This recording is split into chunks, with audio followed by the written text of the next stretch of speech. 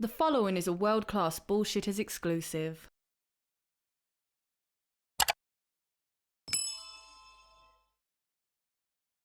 San Diego Comic-Con is past, and now we have a clearer picture of the MCU moving forward. But will it be able to top Endgame and become the biggest thing ever? It's all about the right pieces, and now we have them. So let's take a look at that picture and decide if it's worth a damn to get excited, or to realize that Marvel's best days are behind it. Either way, we're all a part of the multiverse saga, and Marvel promises that this was all part of the plan the whole time.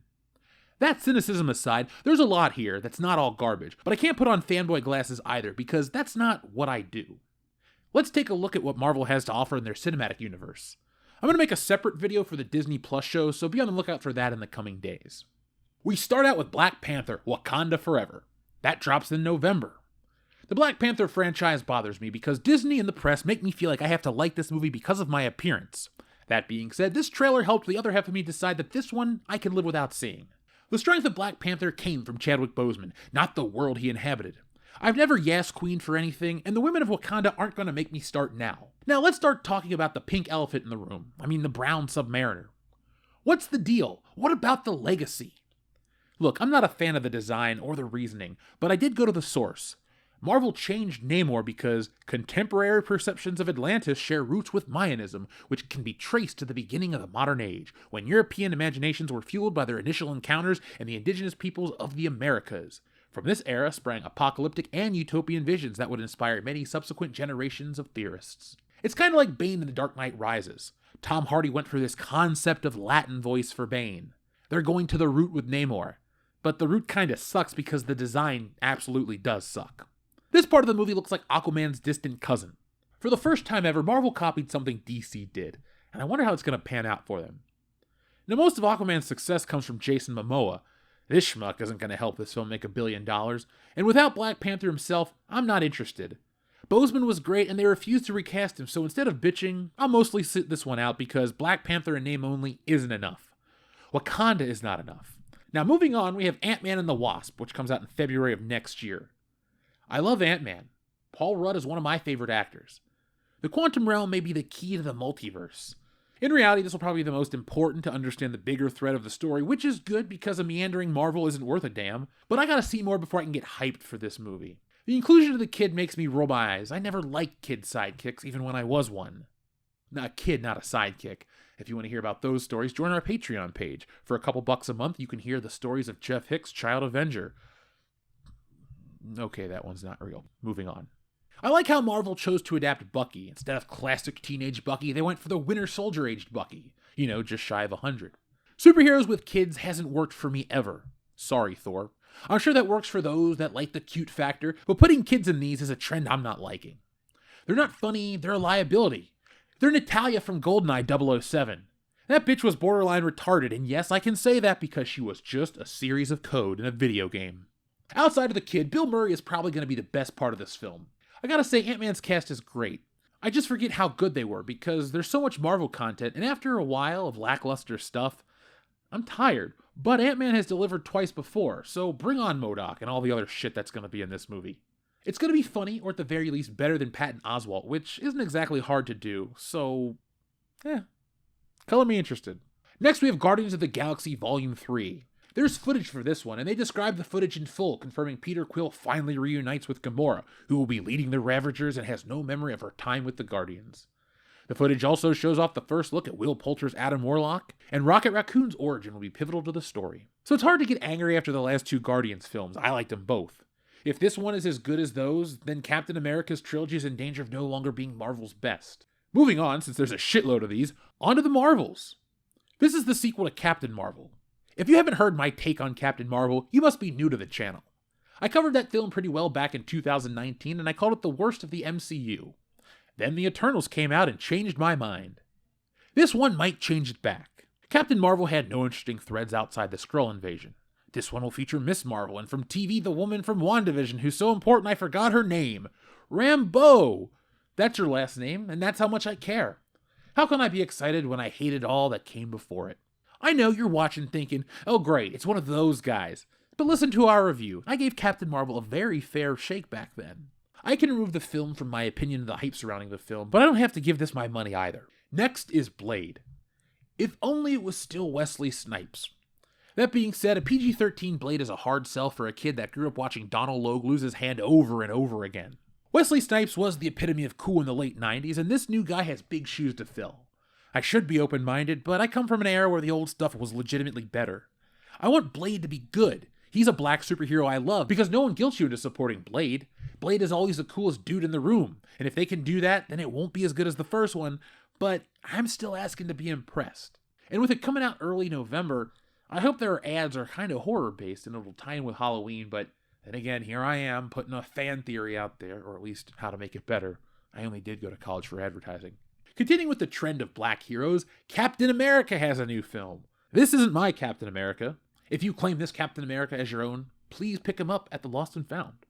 Or tell us below in the comments. No judgment though. Tell us why you love it and what you love about it. We're happy to read it. I've looked into this one a little and let's be honest, I'm really excited. It's called Captain America New World Order. From what I'm hearing, it's the story of Captain America coming to terms with his role as the third man in the NWO, because when you're NWO for life. Terrible title aside, this one worries me because I keep hearing that Captain America is going to deal with the AmeriCops. If you don't know who the AmeriCops are, they're a private police force. This comic was written by Nick Spencer, the guy who turned Captain America into a Nazi, Hydra. So his work is already layered shit. Marvel producer Nate Moore previously said the film will explore what makes somebody Captain America and dive into Sam Wilson's underdog status as the new Cap. A black man in America dealing with the AmeriCops. This is a topic for its own video, so be on the lookout for that later this week because it's a doozy and it's something that I really want to talk about. Because if Marvel's really going to go down that path, I'm just going to roll my eyes and move on. Now the Thunderbolts could be interesting, but it's Marvel's attempt at Suicide Squad. A team of supervillains working for the government. Instead of Amanda Waller, you have General Thunderbolt Ross. I find it interesting that Marvel is taking another obvious cue from DC. The Suicide Squad concept worked twice, so here's Marvel's answer. I gotta see anything before passing more judgment. It's taken us a long time to get here, but it's finally time to talk about the FF. That stands for the Fantastic Four. Thanks for watching. The FF is the first family of Marvel, and for the longest time, as in ever, no one has been able to make the right film to showcase the Fantastic Four's talents. Unpopular opinion, but the Fantastic Four is past its sell-by date. For my entire life, I've been told as a comic book fan how great the Fantastic Four is, but I grew up in an era where they were second-rate in every way. Their cartoon was shit, they didn't have their own video games, they cameoed in Spider-Man, the films never connected with the audiences. The Fantastic Four is something I feel like I'm supposed to love, but I'm 33 and they've sucked for a really long time. The casting is what could kill this movie for a lot of people. I've heard John Krasinski isn't a lock for coming back, but why cast him in Doctor Strange when we've established that the multiverse versions of characters still look the same? See Strange and his variants all played by Benedict Cumberbatch. If he's Mr. Fantastic, good, I liked him, but I'm hoping the rest of the cast is as traditional as him. What I'm saying is, don't race swap them. Namor's bullshit, but there's some wiggle room for them there. Changing the Fantastic Four doesn't work. Fox shit the bed with Fan Stick. It was a trash film, and Johnny and Sue are related by blood, and trying to be modern with the Fantastic Four is the antithesis of the Fantastic Four. The money's in the past because the Fantastic Four's best days are behind them, so pull from the past and give us the classics, i.e. good stories. And if they can't do the Fantastic Four right, no reboot will ever save it. The brand is so tarnished I can't even make out the name on the inscription. Seriously, the Fantastic Four have been average at best since the 90s. An entire generation only knows them as characters from other Marvel things. Don't screw this one up because you can't afford to. Now closing us out today is the biggest surprise. In 2025 we're getting 2 Avengers movies, The Kang Dynasty and Secret Wars. Long story short, Marvel is trying to top Endgame as the superhero film with the most superheroes in it. The Kang Dynasty is interesting because we're going to get the culmination of something started in Loki, plus Kang is pretty cool in the comics. But my favorite version of the character comes from Avengers Earth's Mightiest Heroes, which also is my favorite representation of the Marvel Universe ever. They got everything right. Hopefully this film will feature the good Avengers. Sorry, but knockoff Black Widow, Kmart Hawkeye, and Iron Man Woman Jr. aren't going to get me excited. I need something bigger to get excited, and Marvel knows this. I'm thinking they bring back all the heroes including Iron Man, Captain America, but if they can't get there in an interesting way, that's not going to matter.